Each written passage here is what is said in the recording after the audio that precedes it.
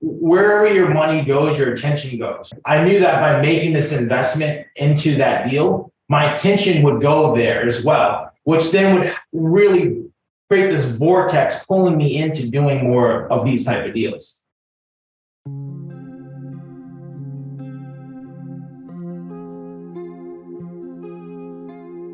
If you're not conscious about your investment strategy, you won't end up where you want to be, not financially or as a human.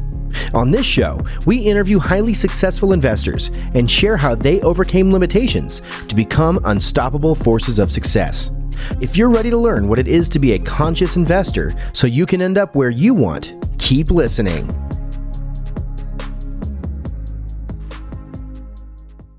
Conscious investor, welcome back. I'm always so grateful for you. And you know what? I have the best guests. I know this because you mention this all the time down in the ratings and reviews. You're always like, Julie has the most extraordinary guests. And I do. And so here's something I'd like to invite you to do, Conscious Investor. If you know of someone that you believe would be a great guest, and by the way, you are a someone, and you know that many of the listeners of the show have come on the show. And so maybe you want to say like, Julie, I would make a great guest, or maybe you know somebody, feel free, shoot me an email, julie@3keysinvestments.com, and let me know who that person is, even if it's you. I don't typically give this open invitation, but I want you to to have some voice in who's coming on the show. And, this is collaborative. This show is produced to serve and support you. That's the heartbeat behind it. And so this will be add a little twist, a little bit of fun for you to be able to basically nominate people and make suggestions and recommendations. And by the way, I do appreciate those ratings and reviews. They help the show reach more people, which is why we produced the show to serve and support so many wonderful conscious investors. So please, if you haven't already, make sure you are subscribed and that you've left a rating or review. Gollies, it's like over the moon, amazing.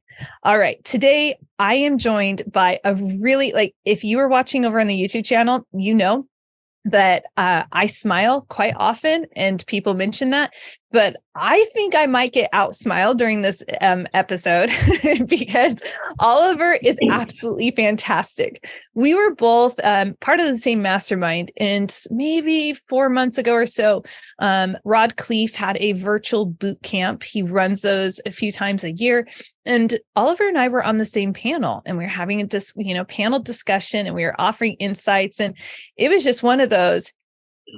You're awesome. You're awesome. We need to create some content because we can serve really powerfully, and we're going to have a great time doing it. So that's the only amount of backstory I'm going to give you. But remember, the communities that you participate in build out your network with really powerful people. So make sure you're not trying to go this alone, but that you are linking arms with others and developing out your relationships and network. Even passive investors need powerful networks. Oliver, I just want to say thank you so much for joining me on The Conscious Investor. Yeah, I'm super excited to be here too. And I remember that exact moment when you started talking. I was like, oh my God, this girl's energy is so amazing because you're smiling and we're dropping so much value. And I was like, holy cow, I got to connect with her. And then I was after we were able to connect, and I was really grateful for that opportunity. So super excited to be here. Super awesome. And by the way, Oliver is a fellow podcaster, and we're doing a pod swap, which is super fun to do because guess what? Conscious Investor, you're going to love his show because the mindset episodes on Monday where it's let's go deeper in life. I mean, Oliver goes deep. And so can you just give us a shout out about your show so that they know where to go? Yeah, it's called The Imperfect Entrepreneur. And that's just basically my journey. I've never been perfect, never will be perfect. But one thing I will do is give 100% and be fully transparent about that. And this podcast gives me the outlet to do that. So I love that. Conscious Investor, it already resonates, right? What he's saying is we're not here to be perfect, but we are here to give everything we can possibly give. Well, let's dive in because I love everything that you do, and I know that it's going to serve the conscious investor so powerfully. So let's just talk. And I always start these episodes a little bit different every time, depending on who the guest is. So let's go ahead and talk about, like, since I'm raving about what you do, hey, what do you do, Oliver? Yeah, so I'm a contractor. I own a construction company, and we primarily do work for the federal government. We go in and renovate their facility. So like there'll be like a hangar. We'll go in there and renovate the hangar. And the hangar is basically where the planes will fly into and basically get repair work done. So we'll go in there and repair that hangar, like whether it's do new flooring, we'll do like all the mechanical systems that bring all the heating and cooling into the building. And I've been doing that for the last 10 years. And that's where I grew up. I know my mom was a entrepreneur, real estate investor / teacher, and my dad was a contractor. And that's all I know is construction. You know, they had me working on the projects as a young kid, and I always kept my eyes open. My parents made me like start off at the bottom, like as a laborer, but I always kept my eyes open. It was like, who's the movers and the shakers? What's the next level that I want to get to? And what's the next level I want to get to? And the next level I want to get to. And it's brought me to where I'm at right now. And I'm the owner of that McKenzie Construction.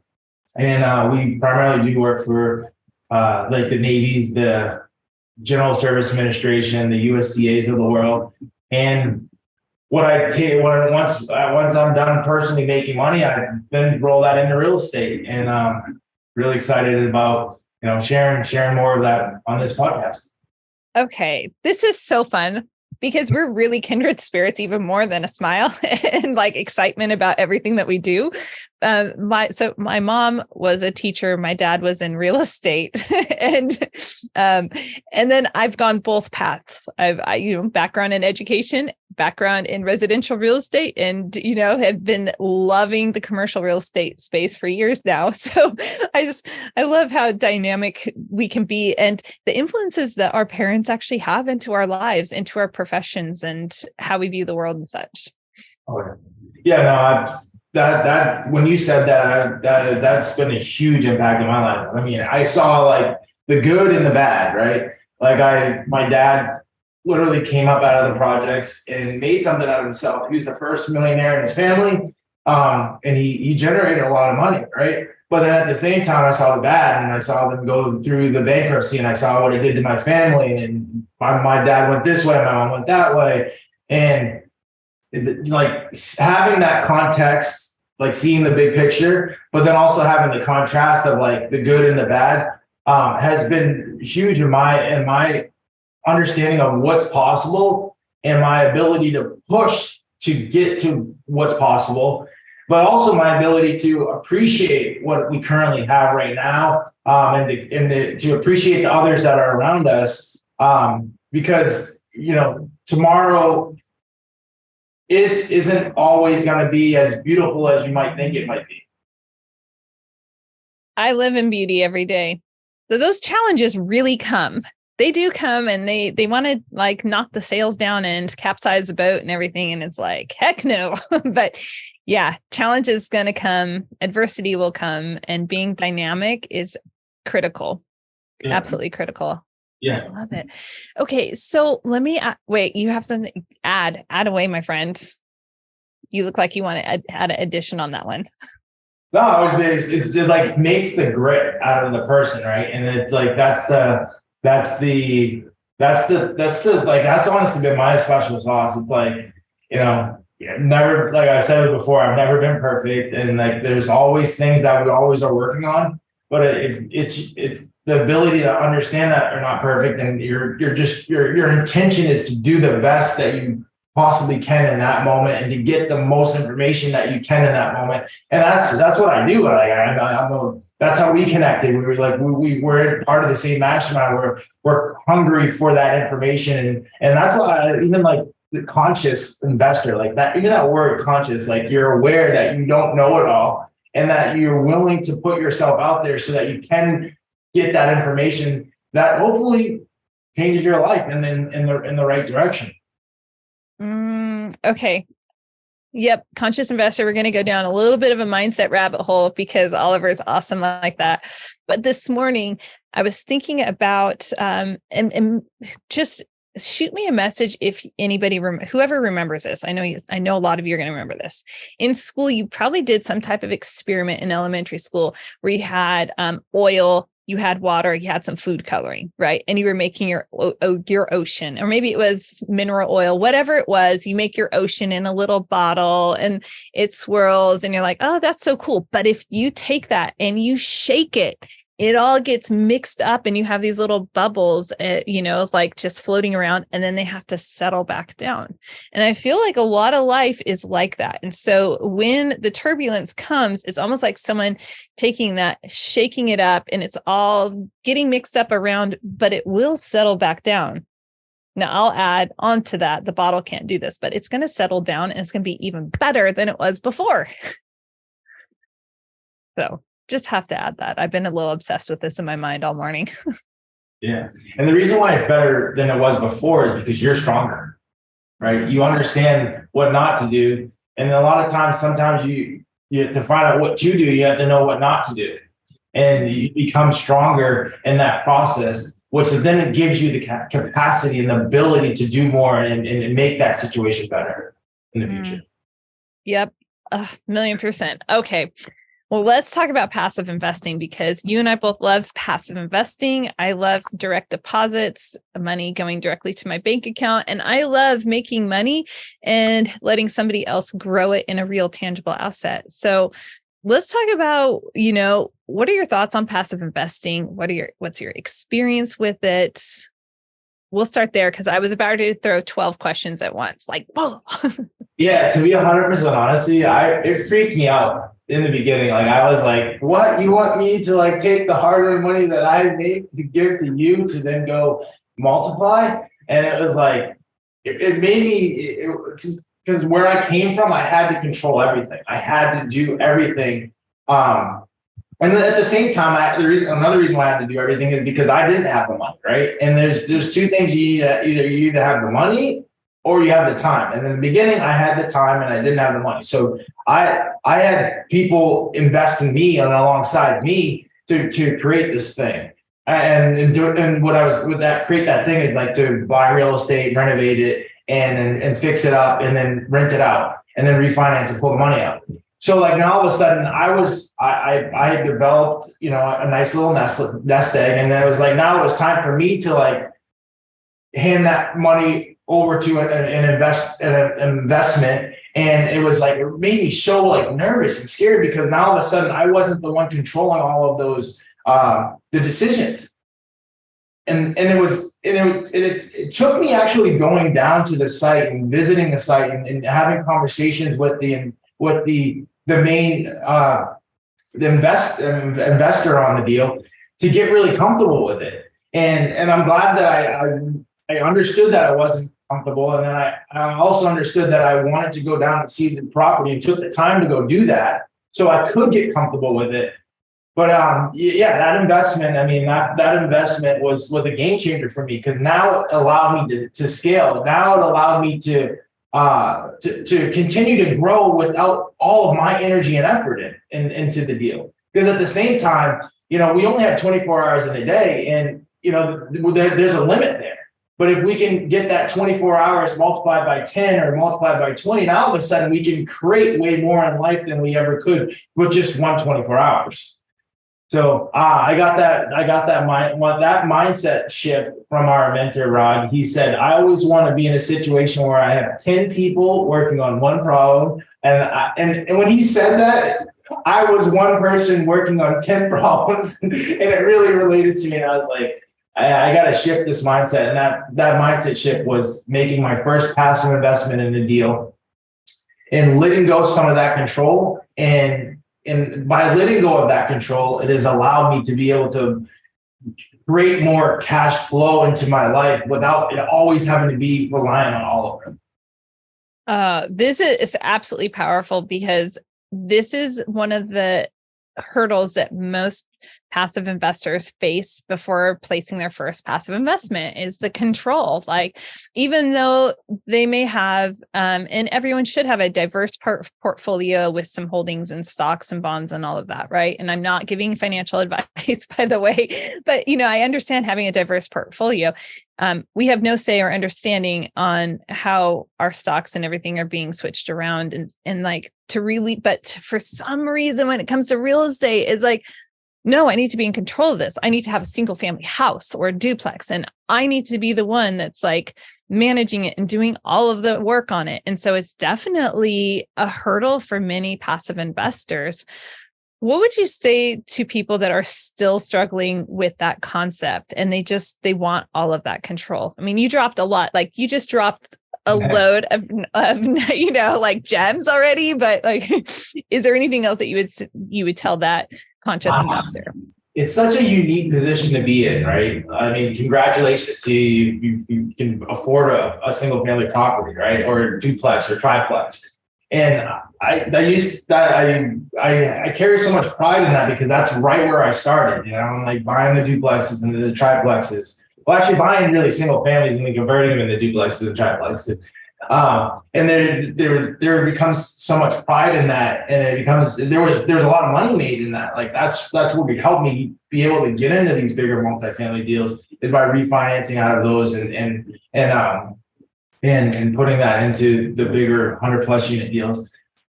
And one of the main reasons why I started making that transition was when I was doing the single families, like to really make money with those deals, you kind of have to like self-manage that, like, yes, you can hire a property manager and they can, you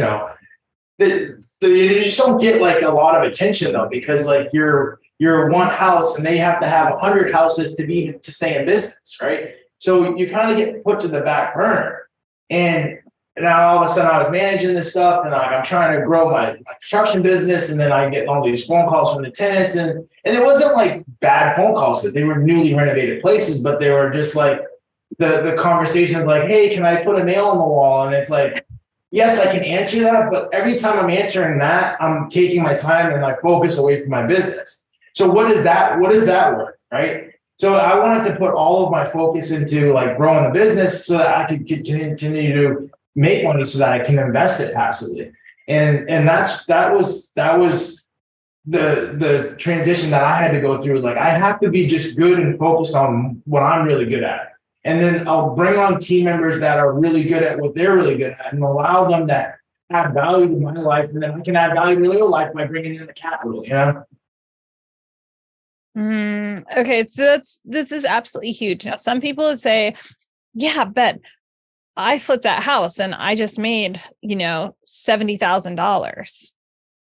You did. Like there's money to be made. There's so much money to be made in so many different ways in real estate.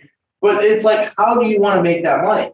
Like I love making money with zero of my time.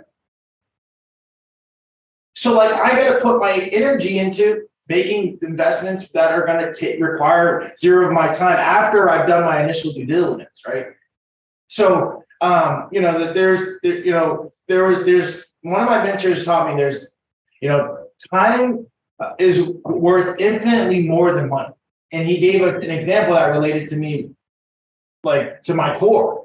When my mom was on her deathbed, I would have paid any amount of money to spend another hour, another day, another month, another year, another 10 years for her to see my kids. You know what I mean? Like I would have paid any amount of money to have that time. So that when he told me that, I was like, oh my God, that is so good. So now I want investments where I can make money and have cash flow income streams without any of my time. Because eventually, if I do it right, that passive income will replace my active income, and then I won't ever have to say like, oh, I have to work anymore. I will work because I want to work. And I'm really close to that position, and like I do this because I love doing it. I love mentoring and growing the team. I love I love just creating and building things. I've always been a builder even as a kid. I love building with blocks. I see my kids now building, and that something about building is really exciting to me. But at the same time, I want to be able to eventually, when I want to flip that switch, it's going to be like, okay, there's no issue. There's all this cash flow coming in from all these other deals that don't involve my time, so it's all good. Gosh, I'm sorry about, your loss. I resonates with me. I lost my dad, and I would absolutely, wow, I'd love to have more time. Yeah. And so being present, and it's interesting, even with, as I continue to build out my company, it's like always being mindful. And my husband will tell me, he's like, are you creating another job for yourself? Is this part of your end goal? Is this part of, and it's so good to have that voice in my life, because I'm so ambitious and the visions are big, but it's like, but what are you creating? Make sure you're sculpting correctly so it comes out well.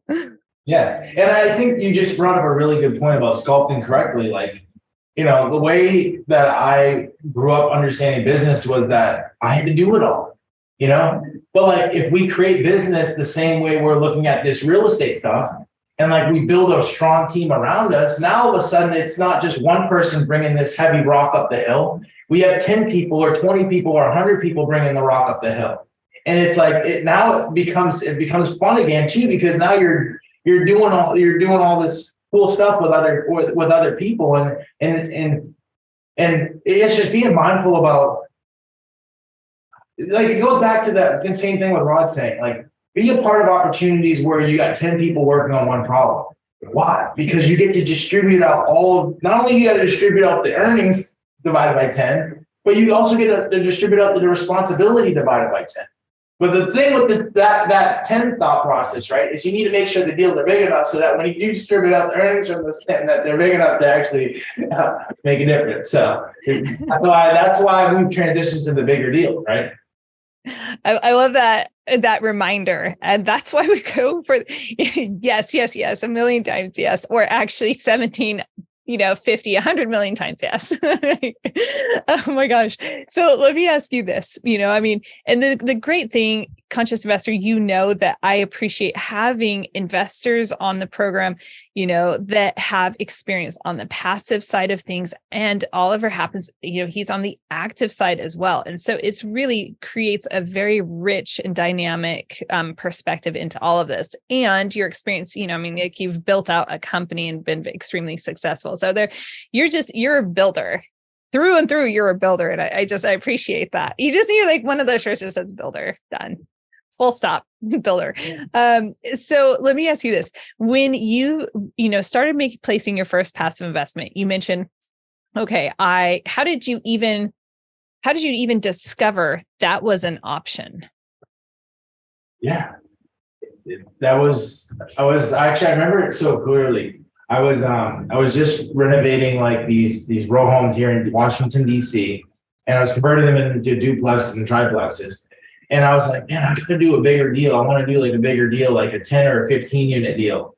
And I was like, I started listening to some podcasts, and I came across Rod Cleef's podcast, and then he started talking about cash flow from day one. I'm like, dude, I don't get cash flow from day one in these development deals. Like, I gotta wait almost a year and a half for permitting, construction, all this stuff.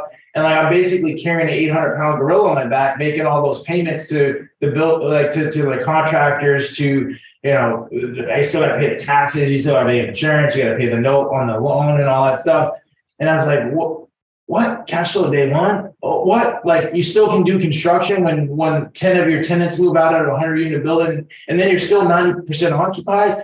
And I was like, wow, what is this? So like, I flew out there to his event.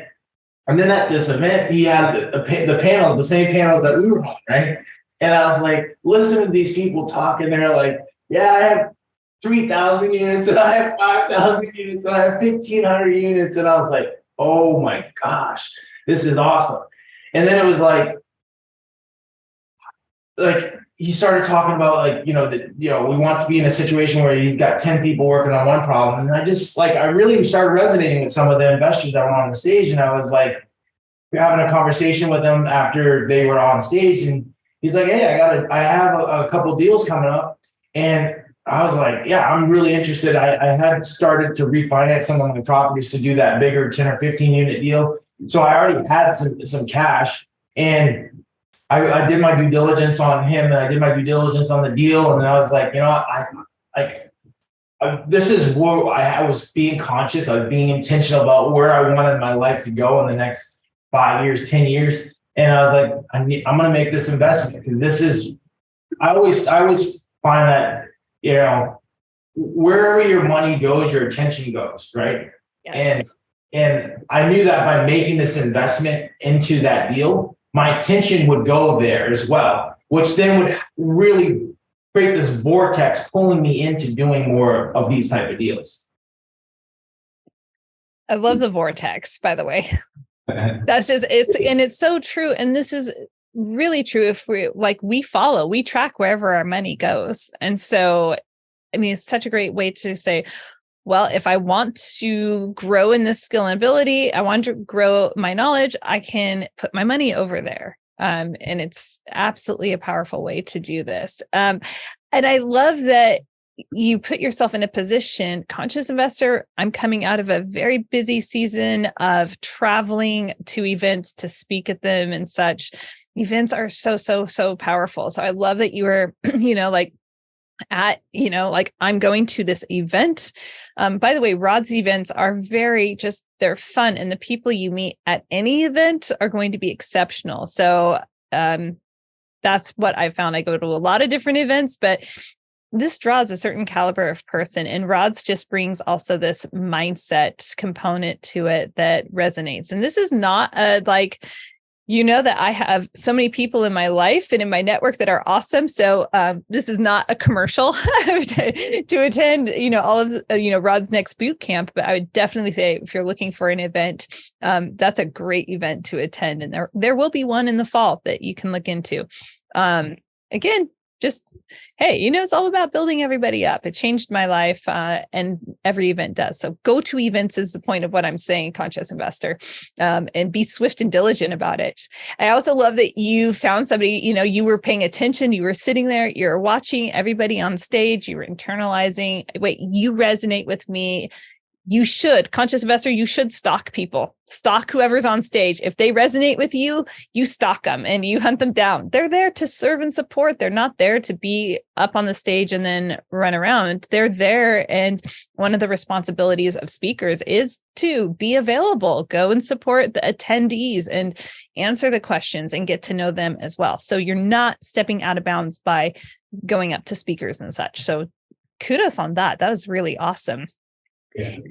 In that, as you're inspecting, doing your due diligence on this investor and that lead sponsor team, what were some of the things that you were looking for? So for me, I always like to be in alignment with people, right? Like if I want to do big deals, and you want to do small deals, we're already out of alignment. So that's a big thing for me. He wanted to do big deals, I wanted to do big deals. The next thing for me was that I wanted to go see the properties. I just didn't want to make an investment. I wanted to also grow as well. And that's a huge thing for me is grow. And he was willing to show me the game. I kind of open up his, his jacket and let me kind of see how this thing really gets done, and then because I know that if I made this thing familiar to me, then the next decision to do these types of deals would become easier. And he was willing to do that. So, and then the third thing was, I wanted to just have a better understanding of who that person was, and he was willing to just have that conversation with me and walk me through what he's done, what he's learned from it, both the good and the bad. Like I was saying before, it's the imperfect entrepreneur. No one's perfect in their journey of life or growth, right? But it's the people that continue to stay after and make the proper adjustments so that they can strive for perfection. Those are the people that I like being around. And he was one of those people, and he also had an abundant mindset, right? Which goes back to the first thing. It's like you got to stay in alignment with like goals and targets, and those are my things that I ran through with that investor before I made that final decision. Mm-hmm. Those are such critical things. You know what, I resonate with kind of your qualifications there. What's interesting, conscious investor, is that I didn't hear, and I know that you did look at this, but it's like the numbers will make sense. But if you're not like you're only going to invest in something where the numbers make sense more, but having that alignment, I'm very partner driven myself, and very like, who are the partners? What are the relationships here? This resonates completely with my own ethos. So yeah. And to be 100% transparent, like I didn't know every number, like in the beginning, like there was no way that I would have known every number in the beginning. Like I wasn't a pro, and like that, like, and that's something that can potentially stop a lot of people from getting started. But then that's why it's like so important to understand who you're dealing with, right? And then like building that relationship, having that person walk me through the deal, and like he walked me through it, and like he said, these are the assumptions, but like he's telling me the assumptions, but at that point in time, I didn't know if that assumption was good or bad. So even if I didn't have enough experience to even have an opinion on that. So it's like it's really making sure you're in alignment with that person.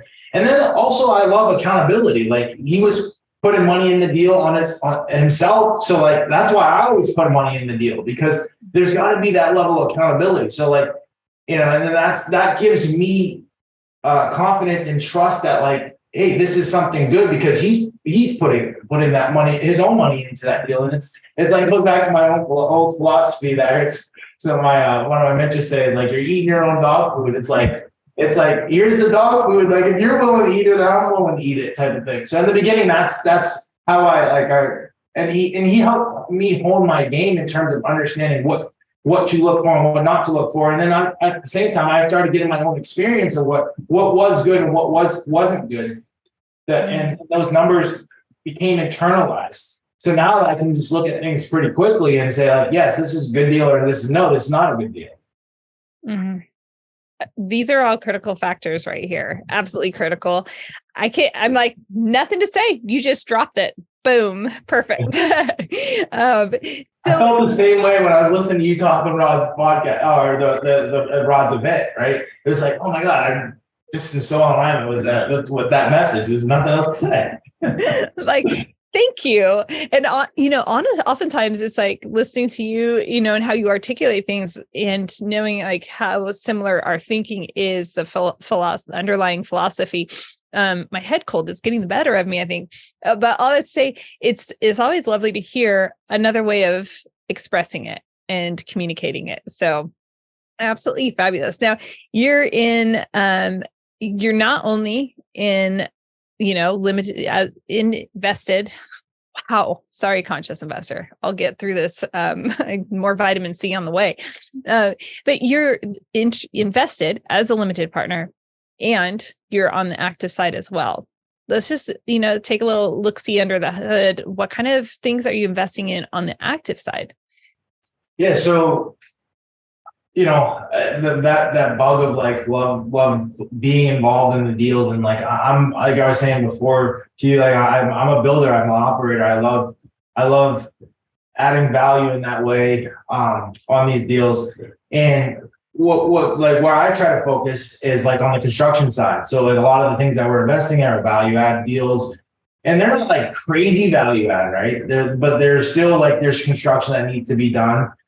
And I love getting involved in that portion of the deal. And then like I have my other partners that are really good at finding the debt. I have other partners that are really good at finding the deal, right? And then I have other partners that are really good at dealing with all the operation side of the thing. So like I stay like really focused in my lane of like adding value through construction. And the cool thing about that is that's oftentimes where we make most of our money in these deals, right? Like if you have that renovation strategy of like, you're spending 10 grand to get $200 rent increases. Now all of a sudden you're making, 24% on your money, and all of those things add up over time. And then you add that multiplier effect with commercial real estate. Now all of a sudden you've created a big value increase in the property and additional cash flow on a monthly, quarterly basis. So I focus a lot of my attention on the construction. I'll give you an example. So like one of the deals that we did, and this is one of the early deals, and I love talking about this too, because I put so much time and energy in the single family game, and I wanted to see how this would translate to the quote unquote big leagues, 100+ units, right? But it translated perfectly, right? So this deal that we were doing, we're over here in Washington D.C. It was a row home that we converted to a duplex. The duplex consisted of the basement, first floor, and then there was the second floor, third floor, which was the second unit. And the first unit was basement, first floor. So tenant moves into the basement, first floor. First day they're there, I get a phone call. There's water in the basement. I was like, no. We were literally, me and my wife were literally getting ready to go to like a cooking class that we got for our wedding. And I was like so disappointed to get that call and having to cancel because literally they had water in the basement. I had to figure all that out. But that's what you got to do as an entrepreneur and a business owner and a real estate investor, right? Oh, actually an active real estate investor, right? I just want to make that clear. But so that we got water in the basement, and then we had to fix that, right? And through working with the waterproofer that fixed that issue, I learned so much. And then we bought this big deal, right? It was 152 units down in Atlanta, Georgia, and there was like 15 units that had water damage. And that exact same strategy that I learned on the duplex deal, I was able to apply to that big deal. And and the reason why this is like so important is because there was 3 other people that had this deal under contract that once they went through due diligence, they backed out. They were scared of it, but we weren't scared of it. And that allowed us to buy the deal and make a ton of money on that deal. Because like, think about it, there was 15 units that were totally not being rented at all. And now all of a sudden we really grabbed $1,000 a month for each one of those units. So that's like 15,000 multiplied by 12. What's that? That's $180,000 that basically fell to the bottom line because we already had property management and everything also in place at the property. So we made a ton of money with that strategy that in the moment was so painful to learn on that small deal, but I was able to multiply it into the big deal and reap the rewards, take advantage of that. Okay, talk about going full circle. From the very beginning, when we were talking about, some of the challenges that entrepreneurs face and that you're transparent on your podcast about that, to all of these, everything works for us. Everything serves and supports us if we allow it. If we can receive it, even in the pain, the struggle of the moment, it will serve us powerfully. And that not only served you powerfully, but think about what that did for that complex, because a complex with down units, not only is it losing income, but it's now becoming part of neighborhood blight. Like if anyone isn't going to come in there, the whole building ultimately is going to fall into disrepair. And I'm extrapolating a bit there, but why would somebody go in there and invest and 15 units are down? So, your pain produced in a time during a huge housing, crisis, because there is not enough housing across our country. We are undersupplied in every market. There are a few that we're okay, but all that to say, you're providing housing, you're serving, reducing blight, you're increasing the revenue. This is powerful. I love this. Yeah, no, it was a really cool deal, and it was just like. You couldn't have said it better. Like it was bringing it full circle, in that moment when I had that tenant move in and there was water in their basement, I felt like such a loser. I felt like, Oliver, how could I renovate this whole property and make a miss on the waterproofing and it wasn't done properly. And I felt so bad. But like, I'm so glad that I didn't stop being an investor there, and because there's so many people that would stop, right? They would like, oh, I'm never going to do that again. Like, I don't want to ever have a call from a tenant telling me that there's water in my basement, and that's what I mean. We're not perfect, right? Like, but I was there. I canceled my cooking class, and I was there, and I made sure I was personally cleaning up the water, even though I called like 15 people, and they were like, dude, like, I'm not coming out tonight.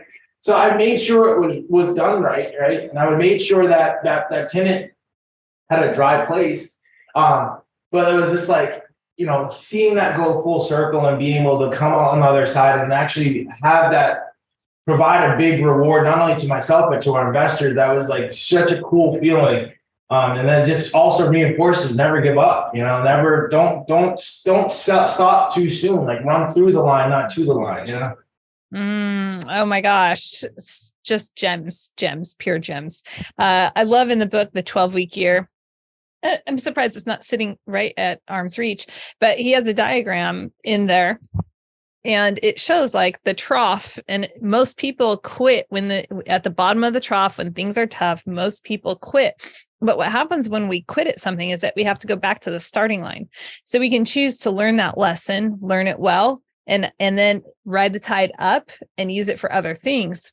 But if we choose to quit at anything in life, then we're going to have to learn that lesson again. And I'll tell you what, I'd rather learn the lesson once and move on and ride it on up than have to like, oh, this is hard, I quit, rinse, repeat. It's a cycle that nobody wants to be in. That's good. That's real good. Yeah, I'm extrapolating a little bit further on maybe how he said it, but that's what you do. You read books and then you get to expand it with your mind a little bit further. Any parting thoughts as we wrap things up? I looked at the time, like, I knew I'm like, we got to hit record because you and I are going to talk. I know it. So any final thoughts that you would say passive investors should definitely be aware of this, or conscious investor, you especially need to be aware of? Yeah, this, as an investor, there's so many other opportunities out there, right?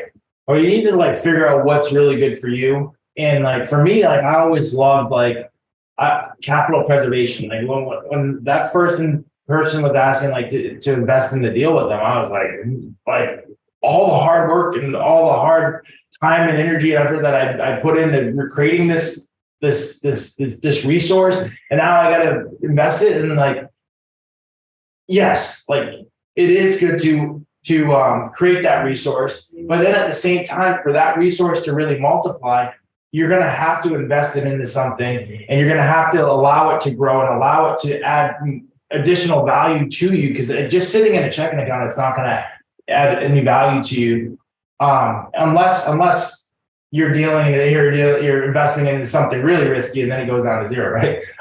But yeah, just like the conscious investor, just staying conscious about your decisions, staying conscious about where you're investing your money. And like, for me, like, it was capital preservation, and I love real estate for that reason of capital preservation. Like and then it's like, okay, like cash flow is coming, and like let the nest egg that I just created or invested in, like, continue to build over time. And that's my words of advice. I love it. Oliver, it's been so much fun having you on the show. Thanks for your time. I appreciate it. If a conscious investor is resonating with you and they want to reach out to you, what's the best way? Yeah, you can connect with me through my email. It's Oliver, Oliver, at McKenzie, McKenzie. The abbreviation for construction, const.com. And I'll text it to you so that you can add it into whatever show notes or whatever you have. Love it. Absolutely love it. Conscious investor. I know you've enjoyed this episode because Oliver is awesome. And man, your perspective is very unique, just because of your background. And I really appreciate it. So make sure that you leave a rating and review, and more than likely, you know someone who is in that single family, small multi-space. This is a great episode to share with them, just to help them expand their knowledge and understanding of what the possibilities are, and putting 10 people to work on one problem versus trying to make ourselves do 10 different jobs and we're only one person. What's the big deal about investing in apartments? Why is it better than investing in a slew of single-family homes? I've compiled a lot of information on why investing in a multifamily, also known as apartments, will help you reach your investment goals. Head over to 3keysinvestments.com and download the Why Invest in Multifamily guide today.